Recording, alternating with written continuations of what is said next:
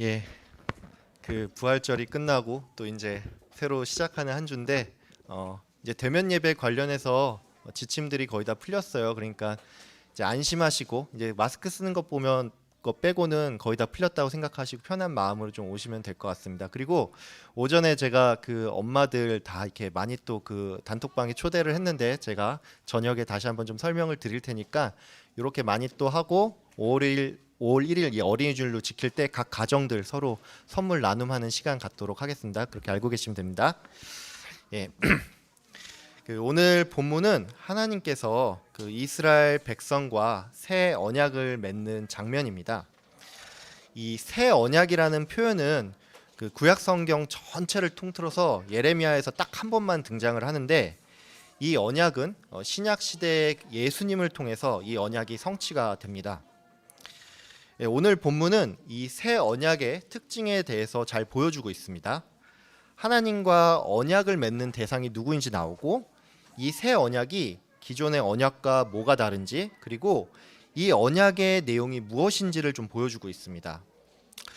오늘 그래서 이 새 언약의 특징들을 이번에 살펴보고 우리가 이 언약을 살펴봄으로써 어떠한 교훈을 얻을 수 있는지를 좀 알아보도록 하겠습니다.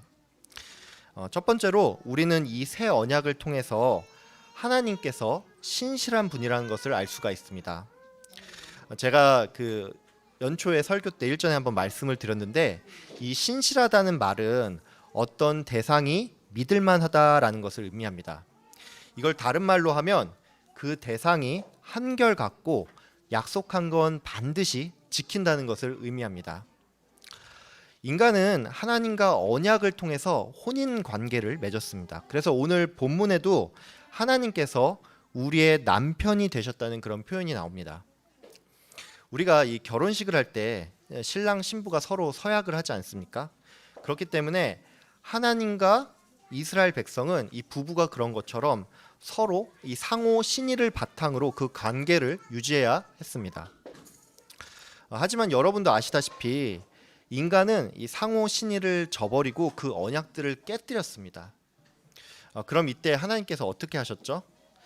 사람들은 보통 이 누군가랑 계약을 맺었는데 만약에 상대방이 그 계약을 깨뜨리면은 이 계약이 파기된 걸로 간주를 합니다. 인간 사회에서는 이게 상식이죠. 하지만 하나님께서는 이 상식을 따르지 않았습니다. 하나님은 인간과 맺은 언약을 파기하는 게 아니라 그 인간과 다시 언약을 맺는 것으로 이 문제를 해결했습니다. 여러분 제가 이 설명을 하는 걸 들으면서 뭐 그냥 그런가 보다라고 좀 생각을 할 수가 있는데 제가 그래서 이거를 여러분의 좀 이해를 돕기 위해서 예를 들어서 한번 설명을 하겠습니다. 여러분이 이사를 가려고 이제 집을 좀 알아보는 중이라고 하겠습니다. 그럼 보통 여러분 이럴 때 어떻게 하죠? 뭐 네이버 같은데 뭐 이렇게 들어가서 이 매물을 찾아본다든지 뭐 보통 그렇게 하지 않습니까? 근데 찾다 보니까 뭐 이런 게 있습니다. 뭐 지하철에서 도보로 5분 거리고 이 주변에 대형마트가 있고 1년 전에 집을 올수리 해가지고 집에 손댈 게 하나도 없다는 뭐 이런 설명이 나와 있는 매물을 여러분이 발견을 했다고 치겠습니다.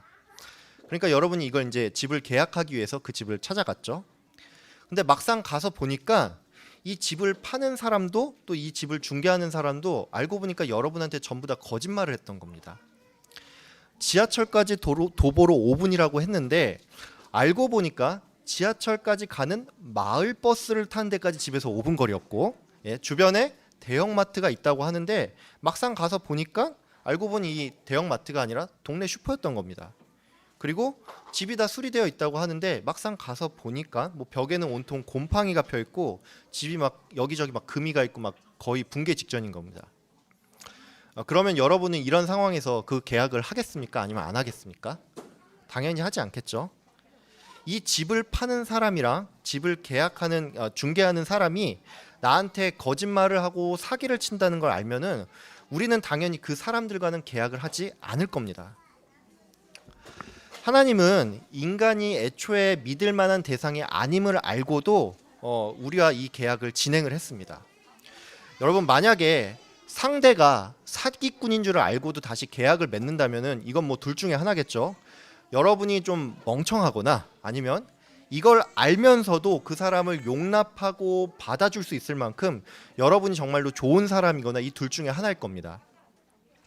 우리가 왜 하나님을 믿죠? 하나님이 신뢰할 만한 분이기 때문에 그렇습니다. 만약에 하나님께서 인간의 그 변덕에 맞춰서 그때그때 바뀌는 분이라면 우리는 당연히 하나님을 믿지 못할 겁니다. 하지만 하나님께서는 신실하고 한결같은 분이기 때문에 우리가 그분을 믿는 것이죠. 하나님의 이 신실하심은 특별히 오늘 그 하나님께서 그 언약의 대상으로 북이스라엘을 포함시킨 것에서 잘 드러납니다. 여러분들도 알다시피 이 북이스라엘은 남유다보다 한 140년 정도 먼저 멸망을 당했습니다. 이 왜 그랬을까요? 이것은 북이스라엘이 하나님을 좀 심하게 배신했기 때문입니다. 북이스라엘은 남유다와는 다르게 단 한 명의 왕도 하나님께 칭찬받은 왕이 없었습니다. 이들은 역사적인 정통성이 없었을 뿐만이 아니라 하나님을 예배할 성전도 예루살렘에 있었지 이 사마리아에는 없었고 다윗 왕과의 혈통도 남유다에 있었습니다. 즉 이 말은 북이스라엘이 언약의 대상에서 제외된다고 한들 전혀 이상할 게 없다는 말입니다. 하지만 하나님께서는 모세와 시내산에서 맺은 그 언약을 기억하셨기 때문에 이 반역한 북이스라엘까지 그 언약의 대상에 포함을 시켰다는 것입니다. 이건 바로 하나님의 신실하심을 잘 드러내는 대목입니다. 우리들은 모두 미약한 사람들입니다. 이 미약하다는 말은 조금 적나라하게 표현을 하면 인간이 하나님을 쉽게 배신하는 존재라는 것입니다. 우리는 그렇기 때문에 이 부족한 우리의 모습으로 하나님을 바라볼 때가 있습니다. 이게 말하자면 이런 겁니다. 내가 부족하니까 하나님도 나의 그 무엇에 따라서 때로는 내 구원을 취소하지는 않을지 이런 마음이 들기도 하고 우리의 잘못에 따라 하나님이 바로 재앙을 내리지는 않을지 이런 마음이 들기도 한다는 것입니다. 우리는 우리의 이 부족한 행위에 따라서 하나님을 바라볼 때 하나님이 어떤 날은 좋게도 느껴지고 또 어떤 날은 하나님이 이 두렵게 느껴져서 피하고 싶을 때도 있습니다. 잠깐 여담인데 여러분이 이 살면서 뭐 죄를 지을 때도 있고 또 하나님 보시기에 이 부끄러운 일을 할 때도 있지 않습니까? 근데 그럴 때라도 여러분 예배의 자리에 나오십시오.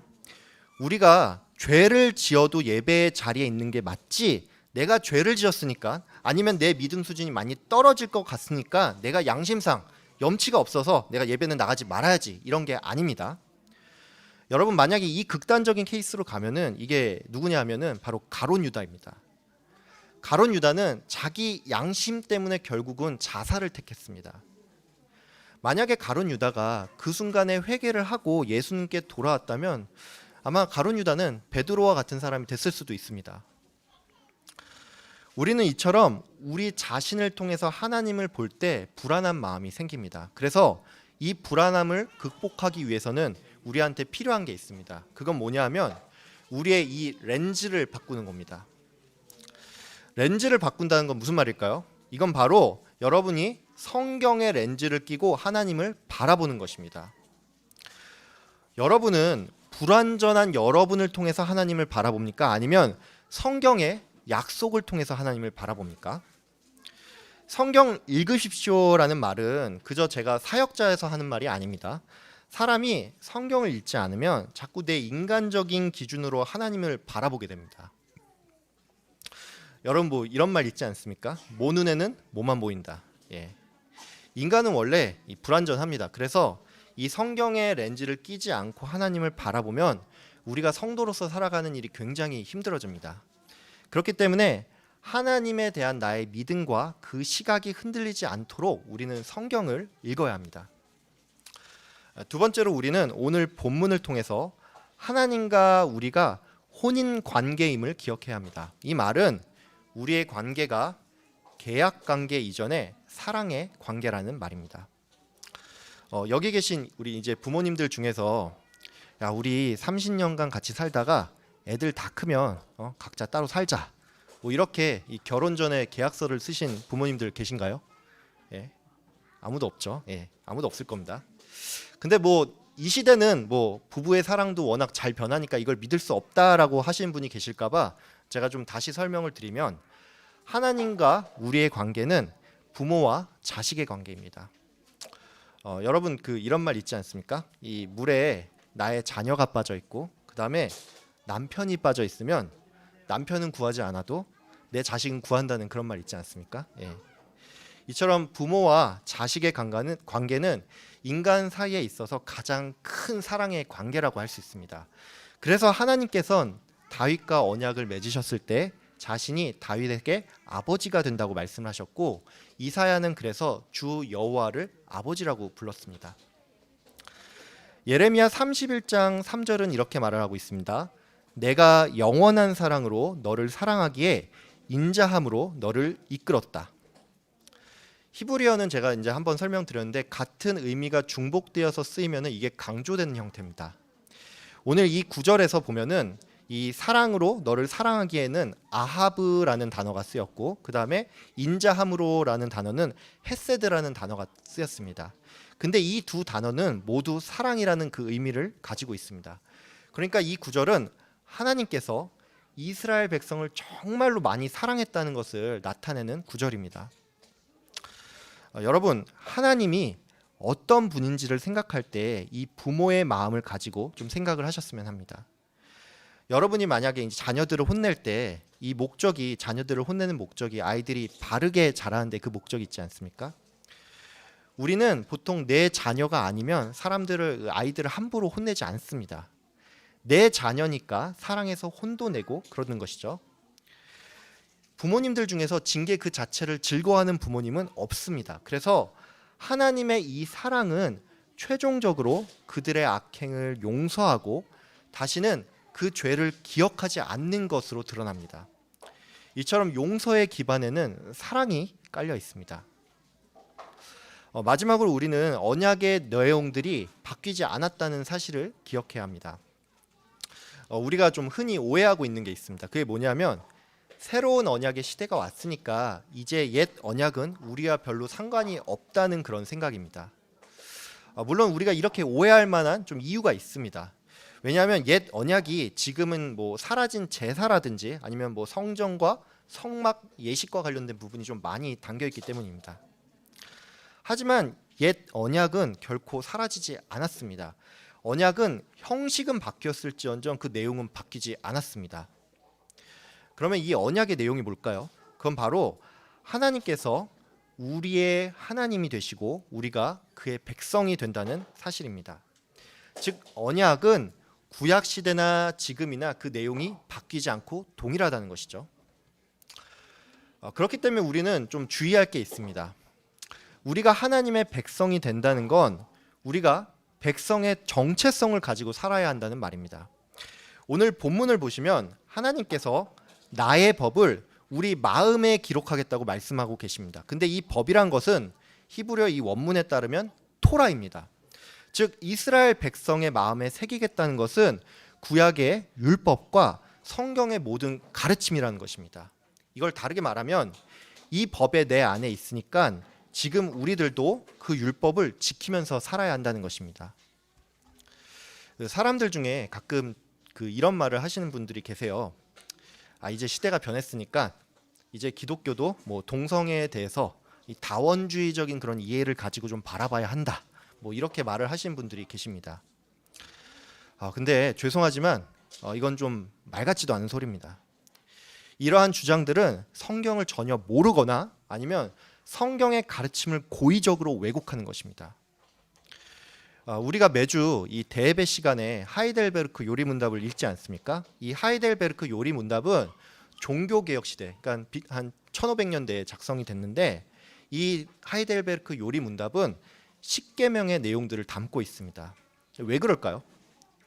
이 모세가 받은 그 10계명의 율법이 구약 시대뿐만이 아니라 오늘날도 여전히 유효하기 때문입니다. 하나님의 법이 우리 마음에 새겨졌다는 말은 우리 안에 성령님께서 내주한다는 것을 의미합니다. 이 성령님은 우리에게 예수 그리스도의 말씀을 생각나게 합니다. 그러면 아마도 여러분들 중에 이런 질문하실 분이 계실 것 같아요. 성령님이 구약 시대와는 달리 내 안에 계시니까 예수님을 믿고 나면 뭐 가만히 손 놓고 살아도 뭐 이렇게 되는 거 아니야? 뭐 이렇게 좀 묻는 분들도 계실 것 같아요. 근데 답부터 말씀드리면 그렇지 않습니다. 성령님은 우리가 예수님을 믿는 그 순간부터 당연히 우리와 함께 하시지만 우리가 성령 충만한 삶을 사는 것은 조금 다른 얘기입니다. 우리가 예수님을 믿고 구원을 얻어도 우리 안에는 여전히 내 욕심대로 살아가는 자아들이 있습니다. 그렇기 때문에 우리가 성령 충만을 구하지 않으면 우리는 성령이 아닌 내 안에 욕심의 목소리를 따르면서 살아갈 수가 있습니다. 그렇기 때문에 우리는 우리 안에 계신 성령님께서 더욱 큰 목소리를 낼 수 있도록 그분을 꾸준히 찾아야 합니다. 성령은 우리의 방향키이면서 엔진이고 또 브레이크입니다.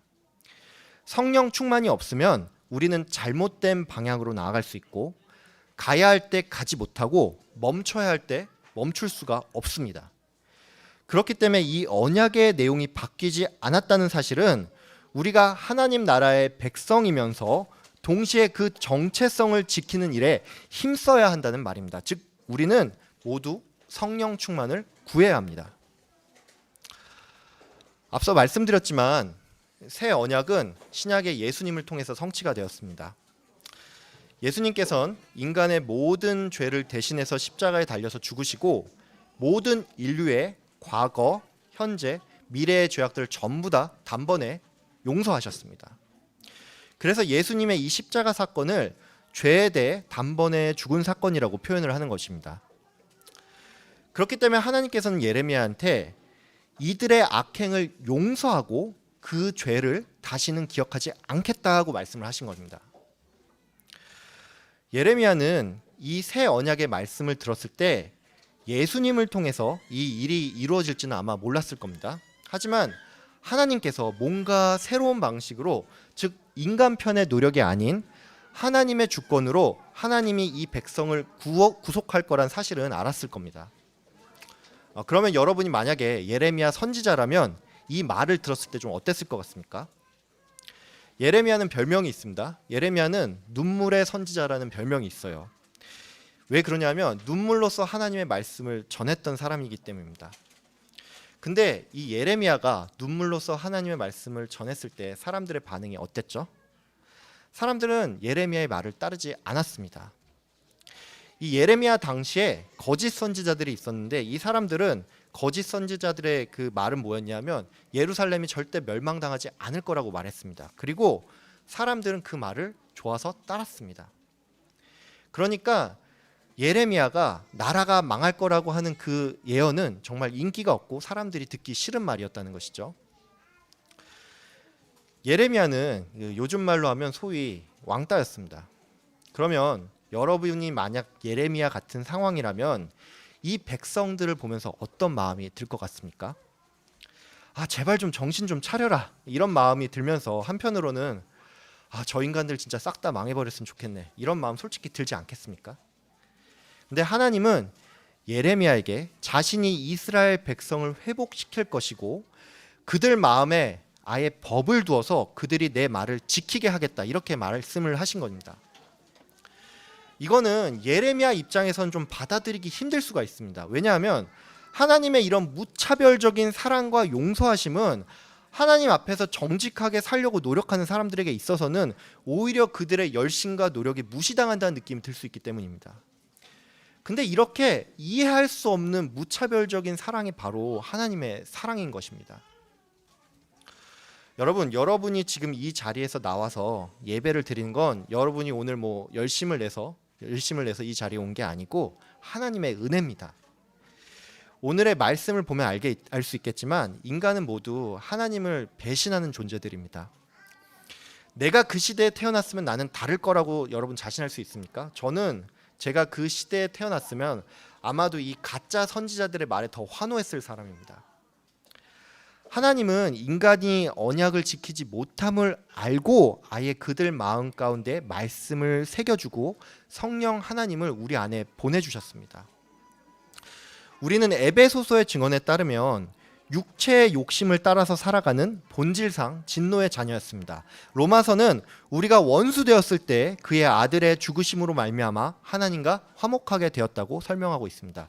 즉 우리는 이처럼 본질상 진노의 자녀였고 하나님과 원수 되었던 사람들입니다. 그렇기 때문에 우리는 이 하나님의 사랑과 용서하심을 당연한 것으로 여겨서는 안 되고 이 하나님의 사랑에 깊이 감사해야 합니다. 예, 말씀을 맺겠습니다. 우리가 지금 이 자리에 있는 것은 모두 하나님의 은혜입니다. 이 은혜는 우리가 누군가를 통해서 전해 들은 것입니다. 이 말은 다른 말로 하면 지금 예수님을 믿지 않는 누군가가 여러분의 그 증언을 기다리고 있다는 것입니다. 오늘 본문의 34절을 제가 원문을 조금 살려서 번역을 하면 내가 그들의 악행을 용서하고 다시는 그 죄를 기억하지 않기 때문에 작은 자부터 큰 자까지 나를 알게 될 것이다 입니다. 이 말은 죄를 용서받은 사람들은 그것을 사람들에게 알려준다는 말입니다. 하나님의 사랑을 받은 자는 하나님의 사랑을 전하는 자로 살아갑니다. 여러분 모두 이 새 언약에 담겨 있는 하나님의 사랑을 기억하시길 바랍니다. 그리고 이 사랑을 또한 여러분의 이웃들에게 전하는 여러분 모두가 되시길 주의 이름으로 기도합니다. 기도하겠습니다. 참 사랑의 하나님 아버지 감사합니다. 인간은 하나님을 배신하고 하나님의 그 언약을 지킬 능력도 힘도 없고 의지도 없는 사람들입니다. 이런 반역한 우리들을 하나님께서는 사랑하여 주시고 용서하여 주시길 원하여서 우리에게 새 언약을 허락하여 주셨습니다. 우리는 그 새 언약이신 예수 그리스도를 믿음으로 말미암아 우리 가운데 성령 하나님께서 내주하고 우리가 그 성령 하나님으로 말미암아 우리가 구원을 얻었습니다. 아버지 하나님, 우리가 하나님의 백성이 되고 하나님의 자녀가 된 것을 감사하면서 살아갈 수 있게 하여 주시고 우리가 하나님의 백성으로서 그 정체성을 잊지 않고 늘 깨어서 말씀을 읽고 기도하며 성령 충만한 자로 살아갈 수 있도록 주님 인도하여 주시옵소서. 특별히 받은 이 사랑을 기억하고 이 사랑 받은 것에서 그저 만족하고 끝나는 것이 아니라 받은 사랑을 가지고 하나님의 그 마음을 가지고 심령을 가지고 그리스도의 대사로서 예수님을 믿지 않는 지옥에 갈 수밖에 없는 그 죄인들을 우리가 불쌍한 마음으로 찾아가서 말씀을 전하고 그들을 예배의 자리로 인도하고 그들을 예배자로 만들 수 있는 우리 모두가 될 수 있도록 주님 복을 내려 주시옵소서. 감사드리오며 예수님의 이름으로 기도하였습니다.